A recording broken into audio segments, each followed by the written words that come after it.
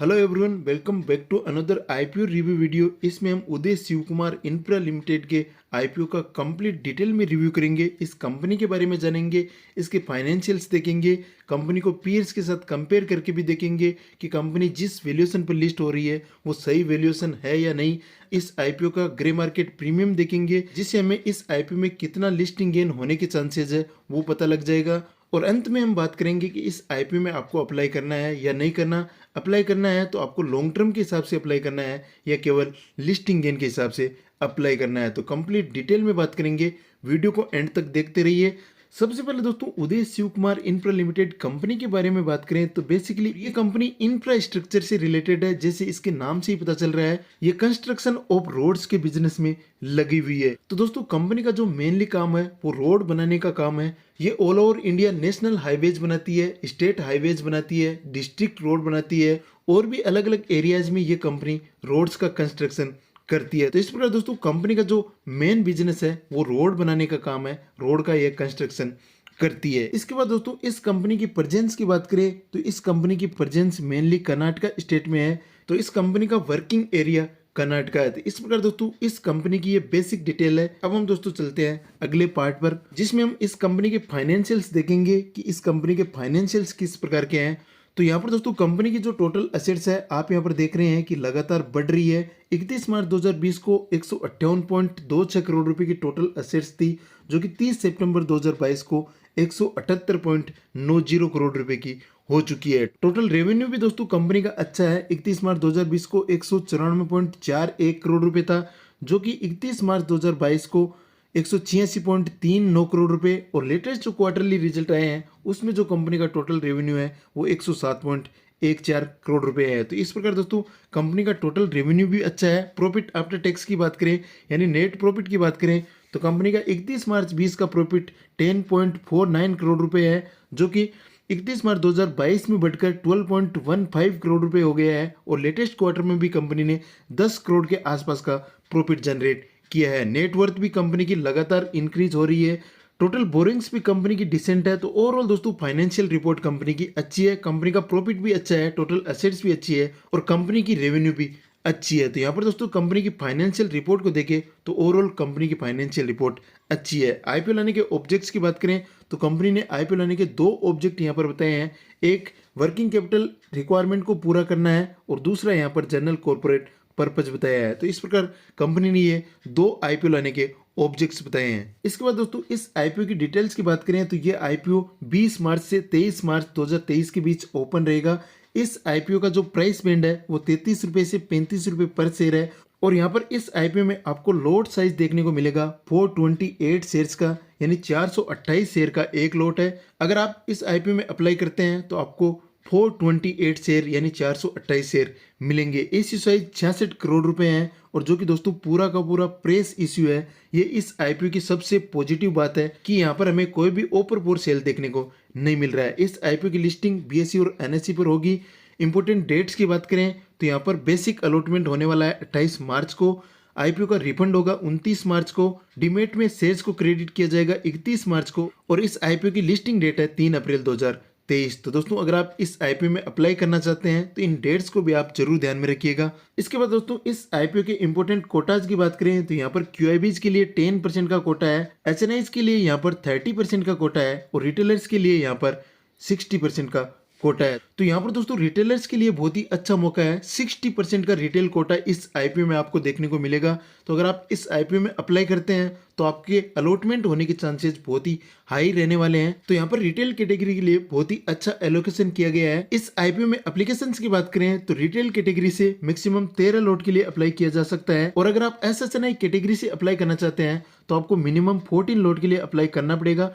और अगर आप बीएचएनआई कैटेगरी से अप्लाई करना चाहते हैं तो आपको 67 लॉट्स के लिए अप्लाई करना पड़ेगा। तो ये मिनिमम और मैक्सिमम लॉट साइज है, इनको भी आप जरूर ध्यान में रखिएगा। इसके बाद दोस्तों, इस आईपीओ का वैल्यूएशन देख लेते हैं, जिससे हमें पता चलेगा कि कंपनी किस वैल्यूएशन पर लिस्ट हो रही है। और इसको हम पीयर्स के साथ कंपेयर भी करके देखेंगे, जिससे हमें पता चलेगा कि जिस वैल्यूएशन पर ये कंपनी आईपीओ लेकर आ रही है वो कंपनी का सही वैल्यूएशन है या नहीं है। कई कंपनी ज्यादा वैल्यूएशन पर लिस्ट तो नहीं हो रही, वो हमें पीयर कंपेरिजन के बाद ही पता चलेगा। तो दोस्तों, इस आईपीओ के वैल्यूएशन की बात करें तो इस कंपनी का जो ईपीएस है करंट फाइनेंशियल ईयर 2022 का 3.33 है, जो कि उतना खास नहीं है। पी रेशियो की बात करें तो पी रेशियो 10 के आसपास है।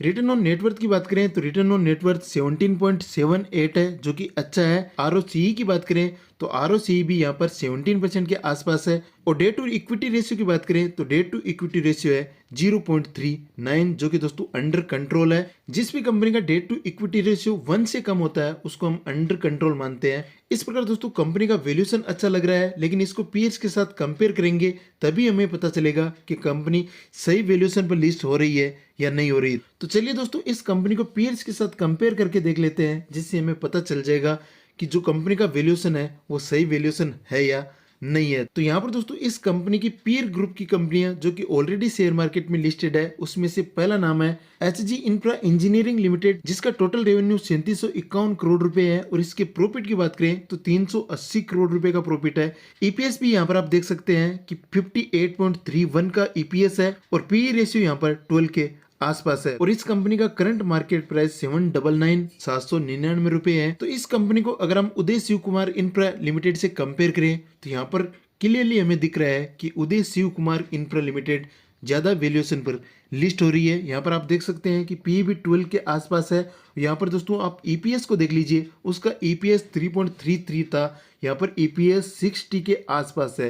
तो यहाँ पर दोस्तों इस कंपनी की ग्रोथ हमें अच्छी लग रही है। इस कंपनी का वैल्यूएशन उदय शिव कुमार इंफ्रा लिमिटेड के कंपैरिजन में अच्छा है। इसके बाद दोस्तों दूसरी है पीएनसी इंफ्राटेक लिमिटेड, जिसका टोटल रेवेन्यू 7200 करोड़ से भी ऊपर का है। प्रॉफिट यहाँ पर 580 करोड़ रुपए के आसपास है। ईपीएस आप देख लीजिए 22.62 है। पी की बात करें तो पी इसका 9.7 के आसपास है और करंट मार्केट प्राइस 287 रुपीज है। तो यहाँ पर दोस्तों इस कंपनी का वैल्यूएशन भी उदय शिव कुमार इंफ्रा लिमिटेड के कंपैरिजन में अच्छा है। इसके बाद अगली कंपनी है केएनआर कंस्ट्रक्शन लिमिटेड, जिसका टोटल रेवेन्यू 3606 करोड़ रुपए है। इसका प्रॉफिट 366 करोड़ रुपए है और इस कंपनी का ईपीएस है 13.58, जो कि अगेन उदय शिव कुमार इंफ्रा लिमिटेड से ज्यादा है। यहाँ पर पी को देखें तो पी भी दोस्तों इस कंपनी का उदय शिव कुमार इंफ्रा लिमिटेड से ज्यादा है। करंट मार्केट प्राइस 264 रुपीज है। तो अगेन ये कंपनी भी दोस्तों वैल्यूएशन के मामले में उदय शिव कुमार इंफ्रा लिमिटेड से आगे है। तो ओवरऑल दोस्तों पीयर कंपैरिजन के बाद हम कह सकते हैं कि जिस वैल्यूएशन पर Uday Shiv Kumar infra Limited list हो रही है वो वैल्यूएशन कहीं ना कहीं ज्यादा लग रहा है। यहाँ पर इसको हम एवरेज वैल्यूएशन कह सकते हैं, लेकिन दोस्तों पीयर्स के कंपैरिजन में देखा जाए तो यहाँ पर इस कंपनी का वैल्यूएशन वीक लग रहा है। ज्यादा वैल्यूएशन पर ये कंपनी लिस्ट होने जा रही है। तो ओवरऑल दोस्तों लॉन्ग टर्म के हिसाब से ये कंपनी उतनी अच्छी मुझे नहीं लग रही। जिस प्रकार की कंपनियां ऑलरेडी शेयर मार्केट में लिस्टेड है वो अच्छा रिटर्न भी दे रही है, उनकी रेवेन्यू ग्रोथ भी अच्छी है, प्रॉफिट भी अच्छा है, ईपीएस भी अच्छा है, तो हम उन कंपनियों में अपना पैसा लगा सकते हैं। लेकिन ओवरऑल यहाँ पर लॉन्ग टर्म के हिसाब से बात करें तो ये कंपनी मुझे वैल्यूएशन के हिसाब से उतनी अच्छी नहीं लग रही है। अब हम दोस्तों इस आईपीओ का ग्रे मार्केट प्रीमियम देख लेते हैं, जिससे हमें लिस्टिंग गेन का भी आइडिया लग जाएगा कि इस आईपीओ में हम अप्लाई करते हैं तो हमें कितना लिस्टिंग गेन हो सकता है। तो दोस्तों इस आईपीओ के ग्रे मार्केट प्रीमियम की बात करें, इस आईपीओ के ग्रे मार्केट में डिमांड की बात करें तो इस आईपीओ का ग्रे मार्केट प्रीमियम आज की डेट में 10 रुपए है, जो कि दोस्तों हम अच्छा ग्रे मार्केट प्रीमियम कह सकते हैं। क्योंकि दोस्तों इस आईपीओ का जो लोट साइज है वो 428 शेयर्स का है। इसको अगर आप 10 से मल्टीप्लाई करेंगे तो करीबन दोस्तों आपको 4280 रुपए के आसपास का लिस्टिंग गेन आज की डेट में शो हो रहा है।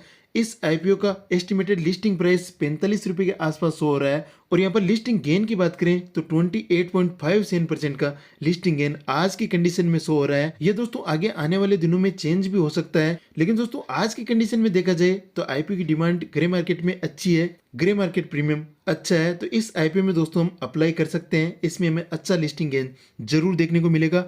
आगे आने वाले दिनों में इस आईपीओ का ग्रे मार्केट प्रीमियम बढ़ भी सकता है, लेकिन दोस्तों फिलहाल की कंडीशन में भी इस आईपीओ में अच्छा लिस्टिंग गेन हमें देखने को मिल रहा है। तो इस प्रकार दोस्तों लिस्टिंग गेन के पॉइंट ऑफ व्यू से इस आईपीओ में आप अप्लाई कर सकते हैं। मेरी तरफ से दोस्तों लिस्टिंग गेन के पॉइंट ऑफ व्यू से इस आईपीओ में आपके लिए थम्स अप है। आप बिल्कुल इस आईपीओ में अप्लाई करिए, आपको इसमें अच्छा लिस्टिंग गेन देखने को मिलेगा। अगर आपको अलॉटमेंट होता है तो आपको यहाँ पर अच्छा प्रॉफिट जरूर देखने को मिलेगा। इस प्रकार दोस्तों इस वीडियो में इतना ही। अगर आपको ये वीडियो पसंद आया तो वीडियो को लाइक करें, अपने दोस्तों के साथ शेयर करें। इस चैनल पर नए हैं तो चैनल को सब्सक्राइब करने के साथ साथ बेल नोटिफिकेशन को ऑन करें, ताकि इस प्रकार के वीडियोस का नोटिफिकेशन आपको मिलता रहे। चलिए मिलते हैं आपसे अगली वीडियो में, तब तक के लिए जय हिंद, कीप लर्निंग।